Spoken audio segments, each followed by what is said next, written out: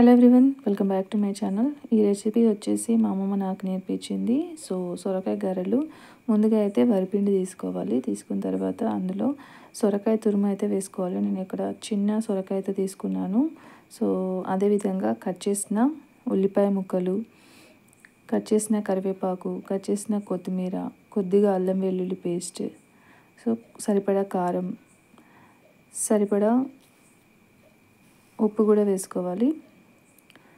వేసుకున్నాక ముందుగానే నానబెట్టుకున్న శనగపప్పు అయితే యాడ్ చేసుకోవాలి. ఒక హాఫ్ అన్ అవర్ ముందు నానబెట్టుకుంటే సరిపోతుంది. నెక్స్ట్ పసుపు, జీలకర్ర వేసి ఫస్ట్ సొరకాయల్లో కొద్దిగా వాటర్ ఉంటుంది కదా, దాన్ని విధంగా మంచిగా కలిపేసుకోవాలి. తర్వాత కొంచెం వాటర్ అయితే యాడ్ చేసుకుంటూ కలపాలన్నమాట. ముందుగానే వాటర్ యాడ్ చేయకూడదు. కలిపేసుకున్న తర్వాత పక్కన పెట్టేసుకోవాలి.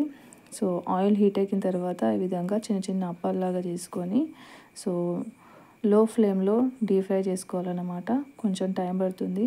మంచిగా కలర్ చేంజ్ అయిన తర్వాత తీసేసుకుంటే సరిపోతుంది. అంతే, సింపుల్ అండ్ టేస్టీ సొరకాయ గారెలు అయితే రెడీ అయిపోయినాయి. ఇవి ఒకరోజు నిల్వ ఉంటుంది. నచ్చితే లైక్ చేయండి, షేర్ చేయండి, సబ్స్క్రైబ్ చేసుకోండి.